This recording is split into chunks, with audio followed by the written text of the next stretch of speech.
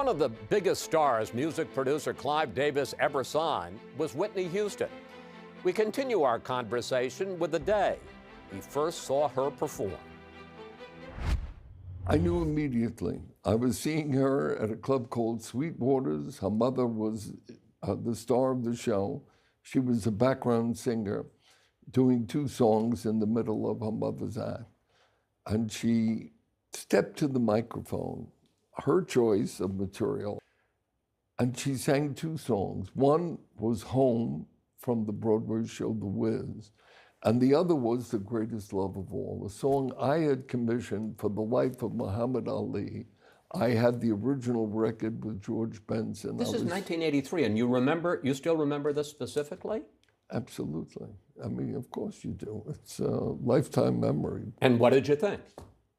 I was amazed that she found more meaning in that song than I believed that Michael Massa and Linda Creed, when they wrote it, that this was a unique vocalist who was breathing fire and soul and heart into a song I was so familiar with. I had commissioned it 8 years ago, and I knew that her gift was unique, without question. In the first 2 albums that you two do together, she has 7, we have the picture up here of the 2 of you celebrating, a record 7 consecutive #1 singles, including this one.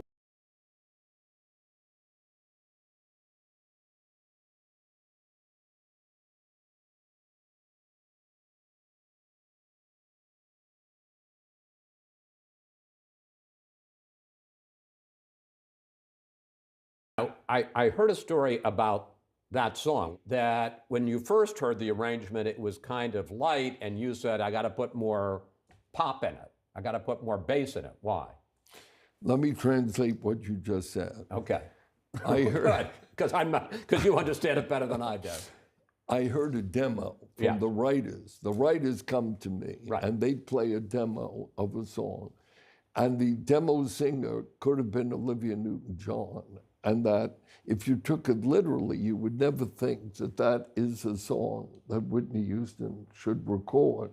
It was much too middle of the road, mainstream pop. But in my head, I heard an arrangement, and knowing Whitney's soulfulness, natural soulfulness, I knew that she would sing, I want to dance with somebody, but that she would make the audience feel I want to go to bed with somebody. She knew that she would come up with the sexuality and the heat of it, and the arrangement that we would work on, so that it's not literally adopting and doing a demo the way you hear the demo. It's what the demo should be translated into. And Whitney and I collaborated all those years, and we were right on the same plane. So now I'm going to ask you a tough question, Clive, because you've had so many artists over so many years, and there's so many big egos. Is Whitney the artist of your career? Well, I would say from the point of view of discovery of artists ab initio, right from the start, I think that Whitney and Patti Smith, it's hard to compare. Whitney, Patti Smith, and Earth, Wind, and Fire, perhaps, with Springsteen. You can't compare it. And so it's like I'm asking, which is your favorite child? Exactly. Of course, the Whitney story doesn't end so well. There was the obvious drug problems, and at one point, you stage an intervention at your home in Pound Ridge, New York, and try to get her into rehab and warn her about what happened to Janis Joplin.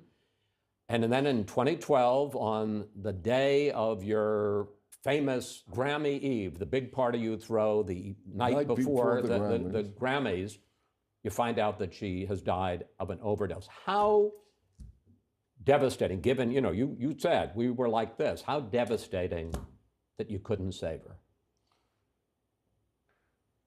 It's painful to think about it. It was intensely painful to learn of it. Anyone who's lost a family member knows what the pain of losing a loved one was, so that this was not just an artist that I was professionally involved with. We had a friendship.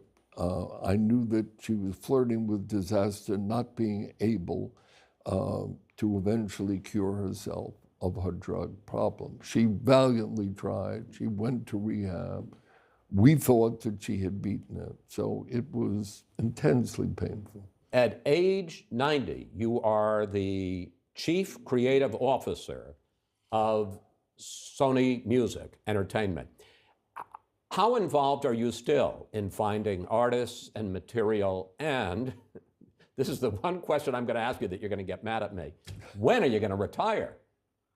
I don't think of retirement as long as I'm having fun, so that I love what I do. I'm challenged by it, love it, and I'm grateful.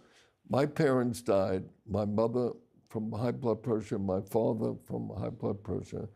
She was 47, he was 56.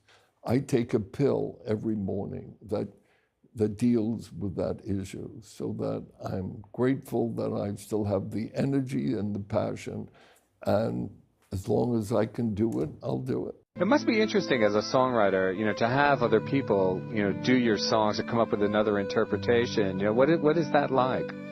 It's a great compliment. It's a wonderful compliment. It makes you feel worthy, and that your music is reaching all the different generations, and all the different, everybody's out there listening, and that makes me very happy. When in their 60s and their 70s, Fred Astaire did his best dancing when he was in his 70s. Mm-hmm. Angelo sculpted late into his 60s and 70s, doing brilliant, ingenious work. But in the music business, some of these great artists have become stumped because they've self-abused themselves in their young age so early with all these crazy things they drink and pills and things, and that's just not good. Right. Just not a good thing. Hate to say that to hurt anybody, but we should take care of our bodies a little more. No, I think a lot of people realize, that they've damaged themselves. Many people have talked about it in recent years,